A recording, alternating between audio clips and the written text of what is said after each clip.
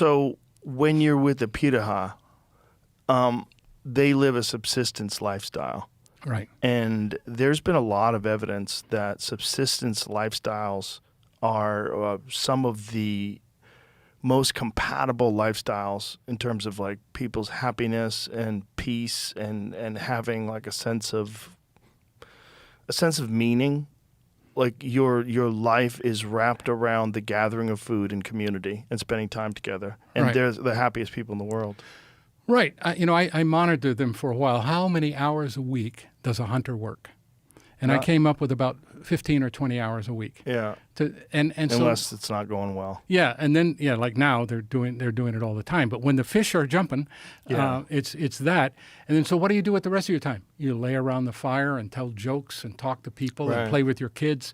The men love to play with everybody. They're in pure subsistence too because they're not even preserving food. Right. If they don't find food today, they go hungry today. Have you ever seen the Werner Herzog documentary Happy People?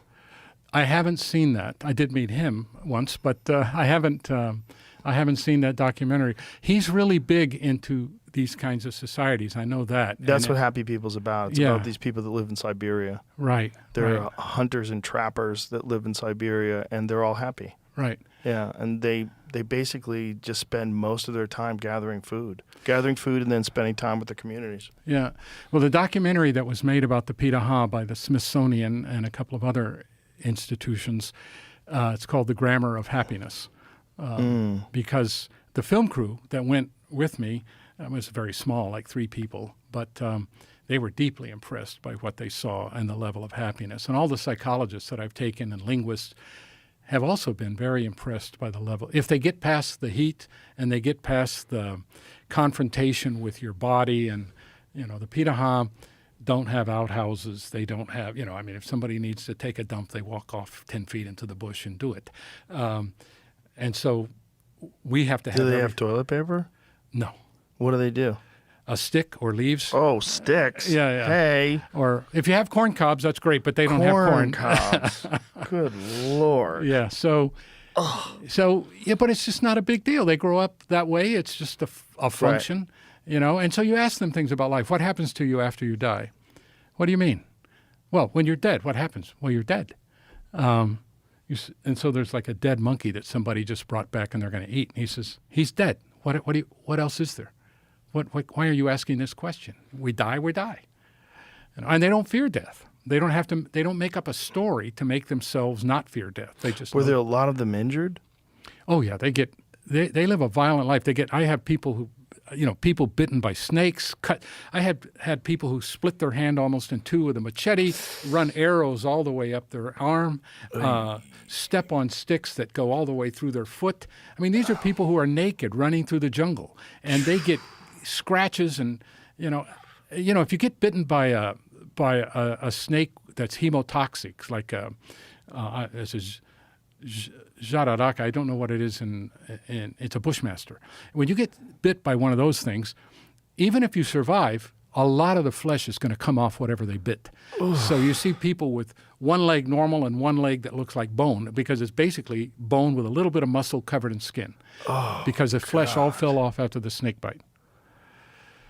So they know what it is to suffer, and they're tough. If you get a toothache, how do you fix it? Well, if I'm there, I have some things that can help with the pain, or I can pull the tooth. But most of the time, it rots out. That's how they deal with it. So they learn, I was talking to a woman one time, really for, Piraha, looking very feminine looking woman, and she gets bit by a wasp on the face while I'm talking to her. And she pulls the stinger out, and it doesn't stop her conversation. And I've been stung by those wasps, and I know they hurt like hell. And I said, didn't that hurt? Yeah. Well, you didn't say anything. She says, I'm not a baby.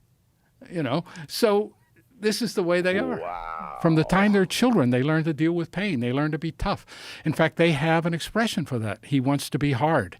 And that means you deliberately sleep sometimes less than you need. You go hungry on purpose, and you put yourself in hard situations because you want to be tough, because that's what the environment demands.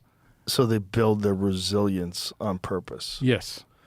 voluntarily. Yeah. Well, I would imagine that's like the most important thing to have. If you're running around naked in the jungle, you have to be tough. Right. You have to be. And, I go barefoot sometimes in the village. You can get parasites that way, but, I do it anyway. And, but when I go to the jungle, I always put on shoes because my feet can't take all the thorns and everything. And theirs are covered with like a whole layer of callus all around their foot. They have those crazy splayed out toes as well. Yeah. And that's the way feet are supposed to look, really. Right. Ours don't look that way because we protect them, but their feet are tough. Their hands are tough. Their skin is tough. It's like leather. Even a little kid, they're little kids, rather than crawl, they scoot around on their butt. And so you pick a little kid up and you look at their butt and it's just callus. Oh. It's just solid callus. And these kids are tough. But they by their standards, they're very gentle to their kids. I had a guy with me one time and he was trying to sleep at night and a baby was screaming all night. And he said, "Why don't they tell that baby to shut up?" And I said, "Why?" I said, "They don't need to tell it to shut up. That's just part of life, They don't have a schedule to keep tomorrow." He said, "Well, what would happen if I went over and swatted it on the behind?" I said, "They'd kill you." "They'd kill me?" I said, "Yeah, you don't hit kids. They don't believe in hitting kids." Swat a baby to get it to... Does he think that's how babies stop screaming? I don't know. I mean... Does he have any kids?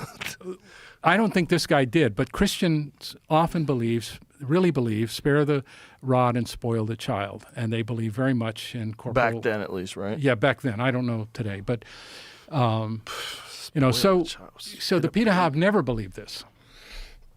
They don't accept it. Well, I think they're probably correct. It is interesting how those people are happier.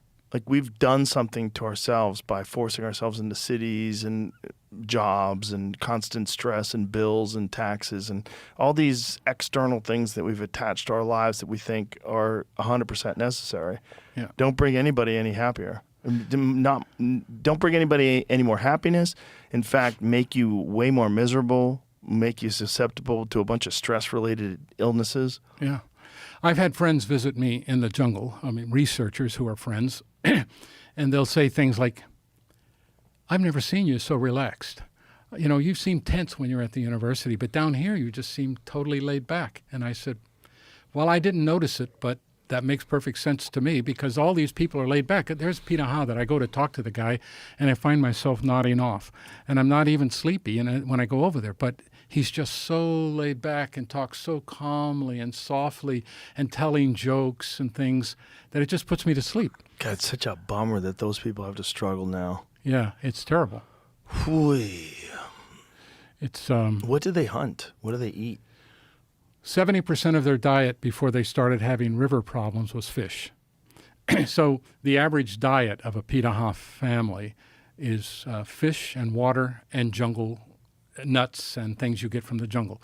Hunter-gatherers, which they are, have healthier diets than agriculturalists because, we had this outbreak of disease from lettuce recently in this country. They don't grow vegetables, so they're never going to get that kind of thing. They don't get that in naturally occurring things out in the jungle. Right. So their diets are healthier. They're eating protein. I know, for example, that I could take any Pitaha man out of the jungle at random, and if I weigh him, he's going to be 155 pounds. He's going to have about a 25-inch waist, 26. He's going to have about 4% body fat, and he's just going to be lean, mean machine. And they do try to harden themselves, but that's just what the life does to you. But they're not overweight. They're not dealing with obesity. No, you never. Diabetes. Only when outsiders, representatives of the Brazilian government thought it would be good to give them something to rely on, so they brought in a lot of rice. And they started letting the people feed. The people don't grow rice, but the government would supply it. So now all of a sudden you see people overweight because they're eating starch.